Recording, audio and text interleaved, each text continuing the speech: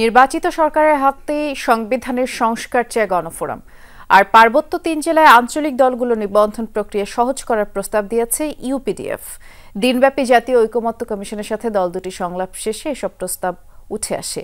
ঐকমত্য কমিশনের প্রস্তাবের সাথে বেশিরভাগ ক্ষেত্রেই দুটি দলই একমত পোষণ করেছে, কিন্তু কিছু দ্বিমত থাকলেও আলোচনার মাধ্যমে তা নিরসনের আশা করেন দলের নেতারা। দ্রুত সংস্কার শেষে নির্বাচন দেওয়ার দাবিও জানিয়েছেন তারা। দেশ পুনর্গঠনে একটি জাতীয় সনদ তৈরির লক্ষ্যে রাজনৈতিক দলগুলোর সঙ্গে সংলাপ চালিয়ে যাচ্ছে জাতীয় ঐকমত্য কমিশন। এরই ধারাবাহিকতায় বিকেলে সংসদ ভবনের এলডি হলে গণফোরামের সাথে আলোচনায় বসে জাতীয় ঐকমত্য কমিশন। সূচনা বক্তব্যে কমিশনের সহসভাপতি ডক্টর আলী রিয়াজ বলেন, দেশ পুনর্গঠনের বিরল সুযোগ তৈরি হয়েছে, এই সুযোগ কাজে লাগাতে হবে। বাংলাদেশে 53 বছরে প্রথমবারের মতো এই সুযোগ এসেছে, যখন আমরা সকলে সমস্ত বিষয় নিয়ে রাষ্ট্রের বিভিন্ন প্রতিষ্ঠান নিয়ে কথা বলতে পারছি, তার জবাবদিহিতার দাবি করতে পারছি, কাঠামো তৈরি করার জন্য চেষ্টা করছি, সেই জায়গায় আমরা সফল হতে পারব।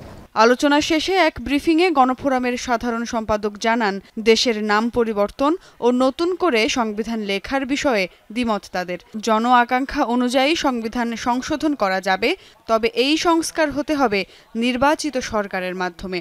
এছাড়া তত্ত্বাবধায়ক সরকার ফিরিয়ে আনার প্রস্তাবও দিয়েছে দলটি। তত্ত্বাবধায়ক সরকার ব্যবস্থা প্রতিষ্ঠার জন্য আমরা মতামত দিয়েছি এবং তত্ত্বাবধায়ক সরকার ব্যবস্থা আমরা 120 দিন এটা আমরা প্রস্তাব করেছি। আগামীতে জাতীয় সংসদ হবে এবং সেই জাতীয় সংসদ ব্যতি রেখে আমাদের এই সংবিধান সংশোধন করা বর্তমান কাঠামোতে সম্ভব না। এর আগে ইউনাইটেড পিপলস ডেমোক্রেটিক ফ্রন্ট ইউপিডিএফ এর সাথে বসে কমিশন। সংস্কার কমিশনগুলোর দেয়া 166টি পূর্ণাঙ্গ সুপারিশের ভিত্তিতে চলে আলোচনা। পার্বত্য 3 জেলায় আঞ্চলিক দলগুলোর নিবন্ধন প্রক্রিয়া সহজ করার প্রস্তাব দিয়েছে তারা। সাংবিধানিক কাঠামোর মধ্যে থেকে স্বায়ত্তশাসন ব্যবস্থা করলে পরে তাহলে সেখানকার মানুষ তাদের নিজেদের মতো করে থাকতে পারবে এবং এই বাংলাদেশ বিনির্মাণে, নতুন বাংলাদেশ বিনির্মাণে আরও তারা ভূমিকা রাখতে পারবে। দ্রুত প্রয়োজনীয় সংস্কার শেষ করে নির্বাচন দেওয়ার দাবি ইউপিডিএফ ও গণফোরামের। সুমাইয়া ঐশী, যমুনা নিউজ, ঢাকা।